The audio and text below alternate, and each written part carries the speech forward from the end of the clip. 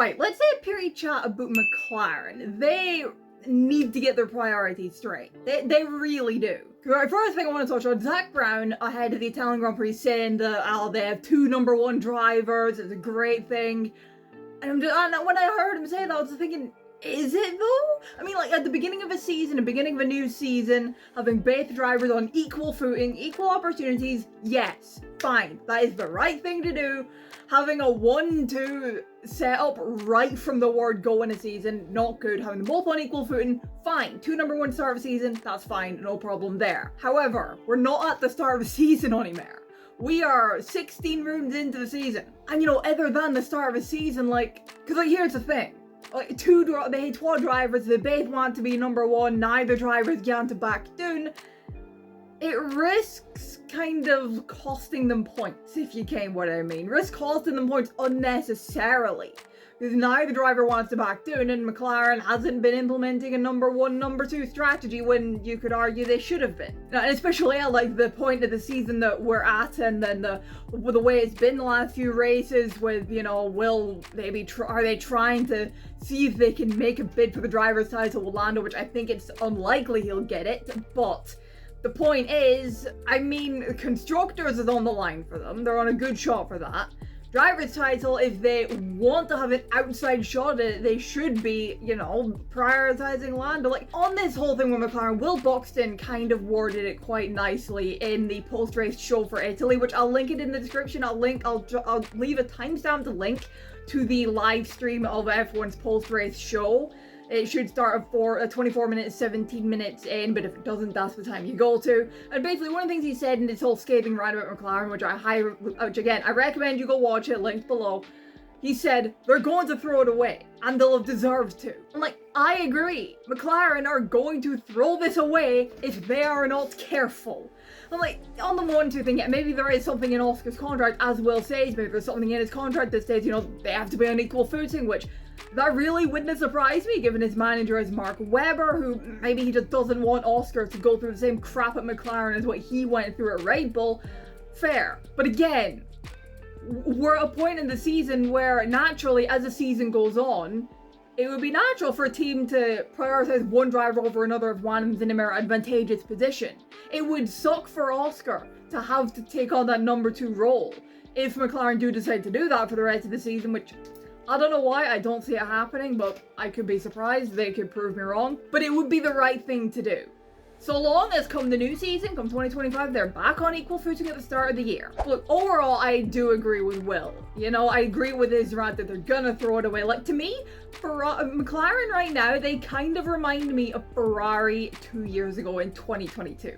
Fast car, but not winning as many races as they should have because of operational errors, strategy errors, a couple of driver errors, not prioritizing one driver over the other when they should be, not having a number 1, number 2 strat in place when they arguably should have, and really just no approaching things with a champion's mindset. Because that's just it, McLaren aren't, in my opinion at least, thinking like champions, if you can what I mean. And that's led to mistakes, them thinking too big picture, thinking about drivers that aren't really in the race. And they've only won 3 races since, and including obviously Miami. Yet since then they've had the quickest car and they should have won more, but they didn't because something went wrong. They just don't have their priorities straight, in my opinion, and they need to sort that out. Because if they want to limit taking points off of each other unnecessarily, which could harm them in the constructors, they need to get their priorities straight. They've got this papaya rules thing, which to me that just kind of, from what I can see and what I think, it just you can race each other, but for the love of God, do not, under any circumstances, take each other out. And while we're talking about papaya rules and all that, I just have to throw it in there. Holy shit, what a move from Oscar that was at turn 4. Honestly, move of the season. It's fine to have that, it's fine to let your drivers race, but if they are serious about trying to have a shot at the Drivers' Championship with Lando, which is an outside shot, and I don't think that he'll get it, because I think Max will be fine. Red Bull are, unless Max has retirements, no one's catching. They're not going to overturn his lead. They're just not. But if they're serious about at least trying, then they need to be prioritizing Lando, but they're not. If they are not careful, they're gonna throw away a chance at both titles, because Ferrari are right there. Because both McLaren and Lando need to be careful and not just focus on Max and Red Bull, because McLaren need to keep an eye on Ferrari. They are only 31 points behind him. Lando needs to keep an eye on Charles, who is only 24 points behind him. And I say this, Ferrari have just brought upgrades, which worked. They were quite good at Monza. I think they said it like during the weekend that, you know, we'd see the real like kind of effects of the upgrades or whatever the wording was, like Baku and Singapore coming up. But like there is tracks coming up that Ferrari go well at. Like Charles specifically for a moment. Baku, one of his strongest tracks. Yes, he's yet to get a win there. I know he's only ever had one podium there, but he's been on pole in Baku the last 3 years in a row. Even go back to Formula 2 in 2017, he dominated that weekend. Singapore after that, he's always strong there. Kota's coming after that, he's normally always been quite good there when he hasn't been screwed over by strategy. He was quite good in Mexico last year. Brazil, he's gone well at in the past. He qualified P2 last year. The year before, he came back to 4th after being at the back, well, from the back. After that incident early on. Vegas, he almost won last year. And like Ferrari in general have gone very well at these tracks. Baku, Singapore specifically. Carlos has gone well at these tracks in his years at Ferrari. Seb went well at Ferrari with these tracks. Kimi Raikkonen's last win came at Kota with Ferrari. Like, McLaren need to be careful. They need to keep an eye on Ferrari. Because if they're not careful, Ferrari will catch them and overtake them, and they'll take home their first championship in the Constructors since 2008. And if Lando's not careful, he'll be so focused on trying to catch Max, he won't notice Charles will come up behind him and he'll overtake him. You know, he'll do what happened at Monza. McLaren will open the door for him and he'll go waltzing right through it. And yes, before anybody says it again, Charles also needs to be mindful to keep an eye on Oscar, who's only 20 points ahead of him. And just to finish off here, a few thoughts on Lando specifically, Lando Norris.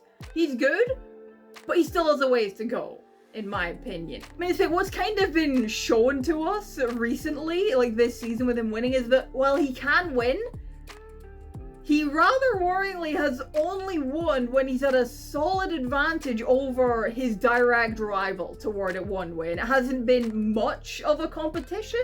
Like Miami, then he got lucky with how the safety car played out, and then after that, then Max couldn't keep up with him because Max had damage. Lando did have good pace as well, which was, you know, the other side of the coin there. He had good pace and Max had damage and just couldn't keep up. And then Zandvoort, McLaren had an absolute rocket ship of a car. And yes, Lando did have to overtake Max again, but the McLaren was so fast it wasn't really much of a competition. Verstappen could not live with an RS. McLaren had the fastest car in Zandvoort. Like, this isn't taking anything away from his wins, of course. They were great wins, but I'm just saying how I see it. And how I see it is that while he can win races, he is good, he is not quite on the level yet of Verstappen, of Hamilton, of Leclerc, you know, who are, in my opinion, the 3 best drivers on the grid right now. All 3 of those drivers I mentioned, they've proven that they can win races without the fastest car. Verstappen and Hamilton have done it time and again. Leclerc just did it last weekend. They've also all proven that they can win races that are close fought battles with their direct rivals. Again, it's been done time and again. You know, Lewis in Bahrain 2014, in Hungary 2019, to name a couple. Max in Austria 2019, and Saudi Arabia 2022, to name a couple. Charles in, say, Italy 2019, Monza 2019, Austria 2022. And Norris he hasn't yet proven he could do that. Like, he's good, but he just still has a ways to go yet. I think part of it could be like mentality, and that he could do good from like starting to think with like that kind of championship contender mentality, if you know what I mean, getting a little bit more ruthless. Like, I think back to something that Will Buxton said in Drive to Survive season. It was the Ferrari episode in season 2 where he spoke about how every champion has an inner bastard. You know, that ability to make the tough decisions and kind of just be selfish Lando could do with starting to be a little bit more selfish if he is serious about wanting to win a championship. Because while he's quick, he can win races, I just don't think he's quite ready to win a championship yet. And of course, McLaren also need to stop acting like Ferrari from 2 years ago. And a few years before that as well, yes. That helped Norris out a lot, but I don't know. I just wanted to get some thoughts out about McLaren, about Norris, about the whole thing. They could do with implementing a 1-2 strategy if they're serious about not losing out in the end. But I think they'll still win the Constructors. Like, I'm gonna make my call for the Constructors Championship. I think it's gonna be McLaren, Ferrari, Red Bull, but it's gonna be close. And 21's sitting there thinking, I'm surprised you didn't say Ferrari. I am not about to jinx that team, alright? And then as for the Drivers' Championship, I think Max will still take it, but second, the battle between Norris and Leclerc is going to be good for second, mark my word. Anyway, that thought vomit of a video aside, what's your thoughts on McLaren and all that right now? Let me get your thoughts down in the comments below. Drop a like if you enjoyed the video, subscribe if you're new around here. Thank you all so much for watching, and I'll see you in the next video. Bye bye.